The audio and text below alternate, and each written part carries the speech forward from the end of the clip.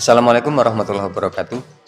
Para pemirsa yang budiman, perkenalkan saya Heri Suprianto, salah satu peserta pendidikan guru penggerak angkatan 5 dari Kabupaten Pacitan, Provinsi Jawa Timur. Sebuah kebahagiaan saya bisa bercerita sedikit mengenai pengalaman belajar saya mempelajari modul 1, 1.1 dan 1.2. Ini erat kaitannya dengan pemikiran Ki Hajar Dewantara yang pada era sekarang ini sangatlah relevan diterapkan pada dunia pendidikan secara umum. Hal yang mencerahkan bagi saya tentang pemikiran Ki Hajar Dewantara ini adalah ternyata guru itu hanya bersifat menuntun bakat dan kodrat anak sesuai dengan bakat alam ataupun kodrat zamannya.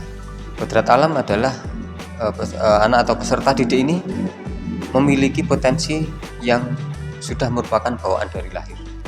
Artinya sifat-sifat dasar ataupun sifat-sifat yang sudah dibawa dari lahir inilah yang tugas guru adalah menguatkan, atau dalam istilah dalam pemikiran Ki Hajar Dewantara bahwa sifat-sifat dasar ini diibaratkan garis-garis yang masih samar.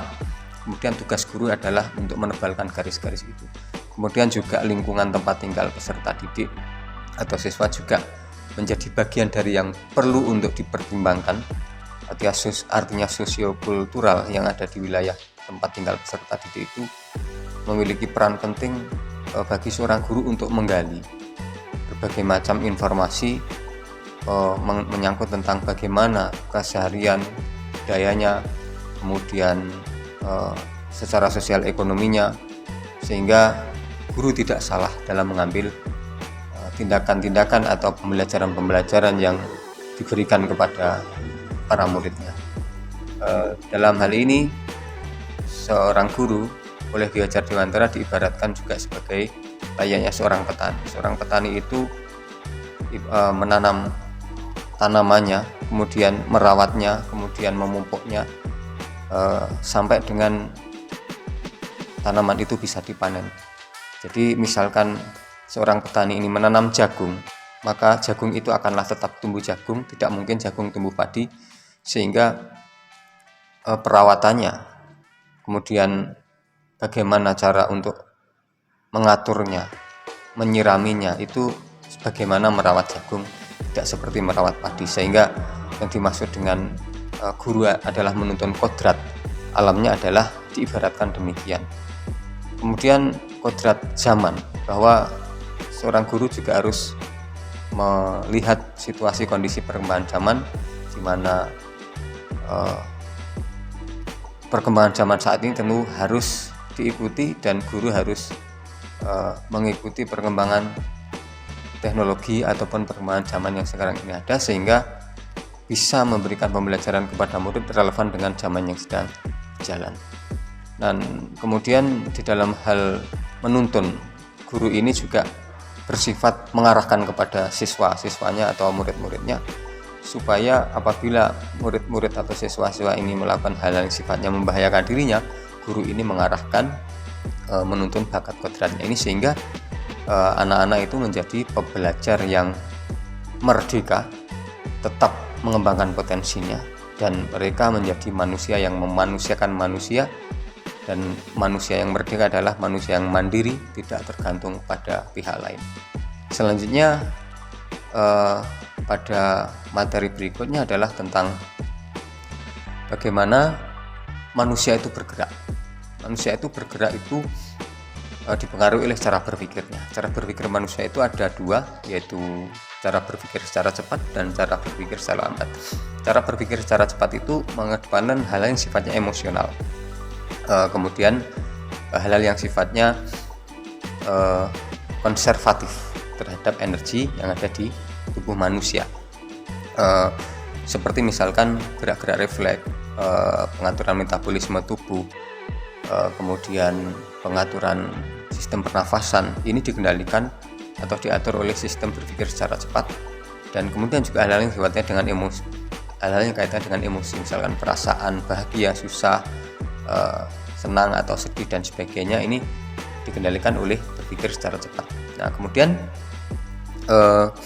hal-hal yang menyangkut dengan hal-hal yang sifatnya logis, kemudian terstruktur, harus diverifikasi, harus dipikir dengan matang, cermat, itu dikendalikan oleh cara berpikir lambat. Nah ini ternyata cara berpikir ini mempengaruhi bagaimana manusia itu menggerakkan dirinya, mengambil keputusan atau mengambil langkah-langkah yang harus diambil dalam hidupnya.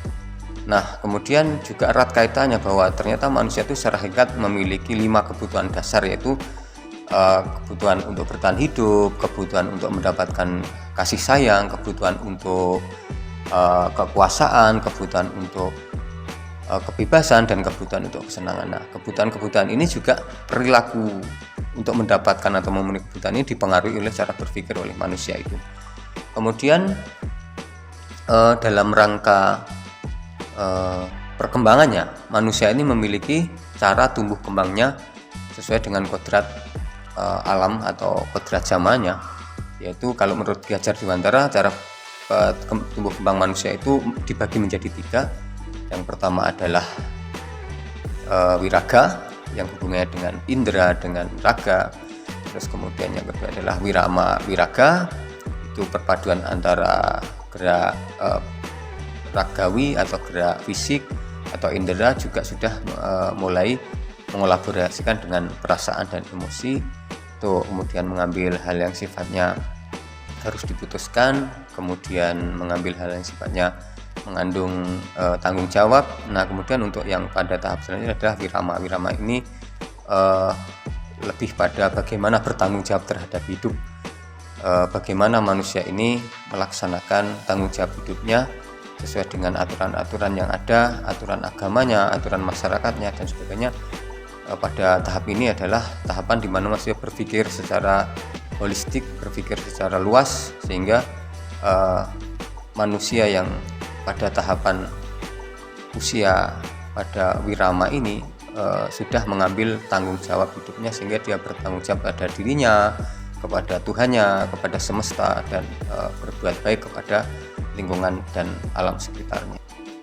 Selanjutnya dalam hal bagaimana manusia itu bergerak, itu dipengaruhi oleh bagaimana selain cara berpikir tadi adalah motivasi yang berasal dari dalam dirinya. Kemudian motivasi ini juga dipengaruhi oleh teori-teori pilihan. Artinya bagaimana manusia itu ingin memilih, menggerakkan dirinya untuk menjadi apa, itu kembali kepada dirinya sendiri itu. Nah selanjutnya dalam kaitannya dengan tugas sebagai guru penggerak, motivasi saya adalah bagaimana nilai dan peran guru penggerak itu bisa saya laksanakan dalam hal layanan atau melayani anak-anak dalam proses pembelajaran, dan juga kegiatan-kegiatan baik akademik ataupun non akademik secara umum di sekolah sesuai dengan tugas dan tanggung jawab saya.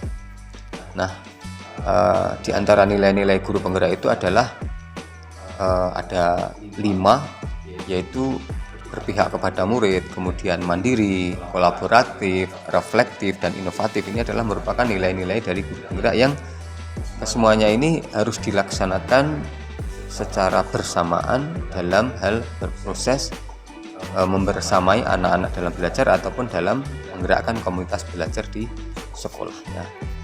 Nah kemudian selain memiliki nilai-nilai itu, peran dari guru penggerak di sekolah adalah bagaimana guru penggerak ini bisa menjadi pemimpin pembelajaran, kemudian menjadi coach atau pelatih bagi guru yang lain, kemudian bisa mendorong kolaborasi.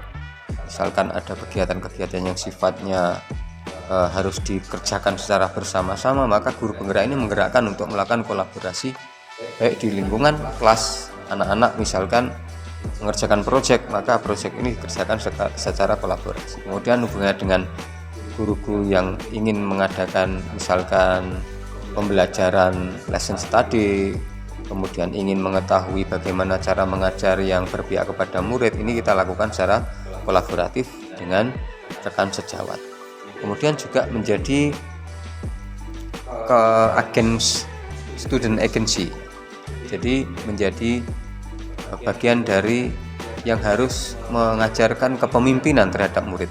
Jadi melalui kegiatan-kegiatan yang bisa dilaksanakan baik di intra, di kokurikuler ataupun di ekstrakurikuler, misalkan kegiatan kepramukaan dan lain-lain. Kemudian menggerakkan komunitas praktisi. Jadi peran guru penggerak salah satunya adalah juga bisa menggerakkan komunitas praktisi di sekolahnya ataupun komunitas belajar yang lain, misalkan dalam hal melakukan penelitian, tindakan kelas ataupun melakukan inovasi pembelajaran, mengikuti pelatihan-pelatihan sesuai dengan perkembangan di era saat ini. Nah, guru penggerak harus mendorong, memberikan motivasi kepada rekan sejawatnya ataupun komunitas belajar untuk mau melakukan upaya yang mengarah kepada nilai-nilai guru penggerak itu, yaitu sebagai pemimpin pembelajaran, kemudian mandiri, kolaboratif, reflektif, dan inovatif. Nah, kemudian setelah mempelajari modul ini ternyata banyak sekali manfaat yang saya rasakan, dan perasaan saya senang sekali dengan adanya pembelajaran dari modul ini, karena ternyata sangat banyak wawasan yang saya dapatkan dari pengalaman belajar mempelajari modul 1.1 dan 1.2 pada program pendidikan guru penggerak angkatan 5 ini. Kemudian pembelajaran yang sudah saya lakukan sebenarnya pada waktu sebelumnya sudah sedikit banyak menyentuh atau mengarah kepada nilai-nilai dan juga peran-peran sebagaimana guru penggerak, namun belum optimal. Dan dengan adanya pelatihan ini tentu saja saya memiliki cukup bekal atau cukup wawasan untuk bagaimana menerapkan nilai dan peran guru penggerak itu bisa lebih optimal di sekolah saya. Selanjutnya, hal yang akan saya lakukan rencana ke depan setelah pelajari modul ini adalah bagaimana upaya saya menerapkan pemikiran Ki Hajar Dewantara, kemudian juga bagaimana nilai-nilai dan peran guru penggerak itu bisa saya terapkan di sekolah saya secara utuh, sehingga maksud dan tujuan dari pendidikan itu sesuai dengan harapan yang pemikiran Ki Hajar Dewantara, kemudian bagaimana peran dan nilai guru penggerak itu harus dilaksanakan, ini bisa dilaksanakan dengan utuh, dengan sebaik-baiknya di sekolah saya. Saya kira demikian. Terima kasih atas perhatiannya. Mohon maaf segala kekurangan. Assalamualaikum warahmatullahi wabarakatuh.